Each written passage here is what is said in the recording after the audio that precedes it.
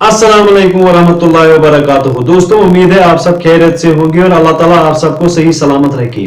आज का जो वीडियो है ये एक यहूदी लड़के की हैरत अंगेज कहानी है जिसने 6000 यहूदियों को मुसलमान कर दिया है। चलो दोस्तों, करते हैं वीडियो को शुरू।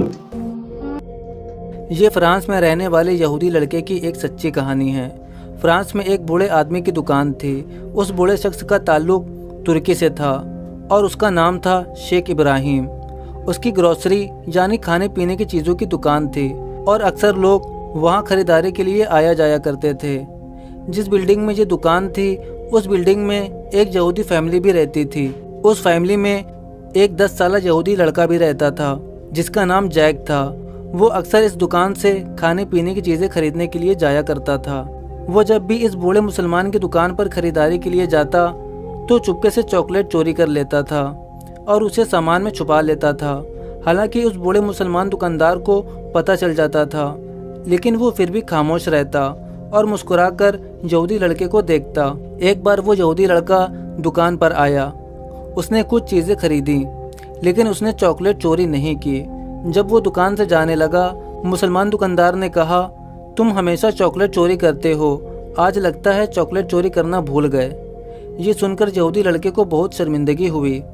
वो लड़का थोड़ा डर गया और पूछने लगा, क्या आप ये सब जानते थे? मुसलमान दुकानदार ने कहा, हाँ मैं जानता था। यहूदी लड़के ने पूछा, अब आप मेरे साथ क्या करेंगे? क्या आप पुलिस को बताएंगे या फिर इसके बारे में मेरे माँ बाप को बताएंगे?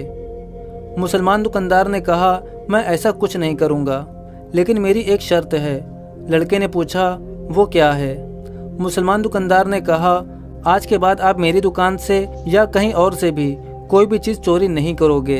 अगर तुम मुझसे ये वादा कर लो तो मैं तुम्हें माफ़ कर दूंगा। तो उस यहूदी लड़के ने चोरी ना करने का वादा कर लिया। मुसलमान दुकानदार ने कहा, मैं तुम्हें डेली चॉकलेट दूंगा, तुम्हें चॉकलेट चोरी करने की ज़रूरत नहीं। वो लड़का उस मुसलमान दुकानदार के अखलाक से बहुत खुश हुआ। अब वो लड़का रोज़ उस दुकान पर आता, घर का सामान खरीदता, चॉकलेट लेता और उस दुकानदार से बातें करता रहता। इसी तरह वक्त गुजरता गया और वो लड़का जवान हो गया। यूरोप का जैसा कल्चर है, बच्चे जब जवान होते हैं तो उन्हें अपना खर्चा खुद उठाना होता है और अपनी मुश्किलात का खुद सामना करना पड़ता है। ऐसा ही उस यहूदी लड़के के साथ भी हुआ। उसको कोई भी परेशानी होती वो उस मुसलमान बूढ़े दुकानदार के पास आता और उसे अपनी परेशानी के मुतालिक बताता और मुसलमान दुकानदार हमेशा उसका हौसला बढ़ाता, उसे तसल्ली देता। एक दिन वो लड़का बहुत परेशान था और उस मुसलमान के पास आकर उसे बताने लगा। तो वो बूढ़ा मुसलमान उठा, थोड़ी देर के बाद एक किताब लेकर आया और उस लड़के से कहा, इस किताब का कोई भी सफ़ा खोलो। जैक ने एक सफ़ा खोला। उस मुसलमान ने उसे पढ़ना शुरू किया। 2 सफ़े पढ़ी और फिर जो कुछ भी पढ़ा उसकी तफसील इस लड़के को समझाई और फिर उस यहूदी लड़के को उसकी परेशानी का हल बताने लगा। ये देखकर वो लड़का हैरान था कि ये किताब क्या है और उसने 2 सफ़े क्यों पढ़ी। उसको उस वक्त ये बात समझ ना आई। इस तरह कुछ दिन गुजर गए। एक दिन जैक दुकान पर आया, लेकिन वो बूढ़ा मुसलमान दुकान पर ना था। जैक ने पूछा तो मालूम हुआ कि वो बूढ़ा मुसलमान बीमार हो गया था, अब वो मर चुका है।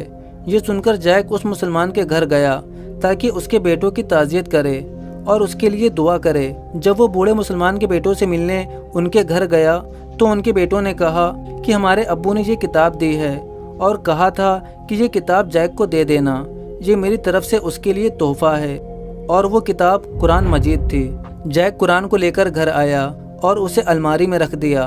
अब जैक को जब भी परेशानी होती उस बूढ़े मुसलमान की याद आती और उसे वो वाक़या भी याद आता कि कैसे उसने कुरान मजीद को खोलकर पढ़ा और फिर परेशानी का हल बताया। उसने कुरान को खोलकर देखा, लेकिन वो अरबी में था और जैक को अरबी नहीं आती थी। उसने सोचा उसे किसी मुसलमान के पास जाकर उसे पढ़ना चाहिए और वो किसी मुसलमान को तलाश करने लगा। आखिर वो इंडोनेशिया के एक मुसलमान से मिला जिसको अरबी और फ्रेंच आती थी। उसने कहा, मैं ये 2 सफ़े पढ़ना चाहता हूँ, तुम कोई सी भी 2 सफ़े पढ़ो और उसका मतलब मुझे समझा दो। उस मुसलमान ने कुरान मजीद के 2 सफ़े पढ़े और उसका तर्जुमा उसे बताया। जैसे ही जैक ने तर्जुमा सुना वो रोने लगा क्योंकि उसे अपनी परेशानी का हल मिल चुका था। जैक हैरान था कि ये कैसी किताब है कि 2 सफ़े पढ़ने से आपको परेशानी का हल मिल जाता है। जैक ने उस मुसलमान से पूछा, ये किताब किसने लिखी है? उस मुसलमान ने जवाब दिया, ये अल्लाह की किताब है, इसे किसी इंसान ने नहीं लिखा। अल्लाह ने ये किताब प्रोफेट मोहम्मद सल्लल्लाहु अलैहि वसल्लम पर नाजिल फरमाया है।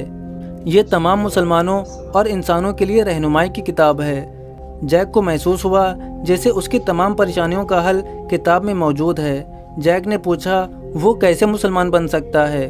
उस मुसलमान ने उसे बताया कि वो कलमा शहादत पढ़े और दिल से ईमान ले आए, अल्लाह के सिवा कोई खुदा नहीं और मोहम्मद सल्लल्लाहु अलैहि वसल्लम अल्लाह के रसूल हैं, तो वो मुसलमान बन जाएगा।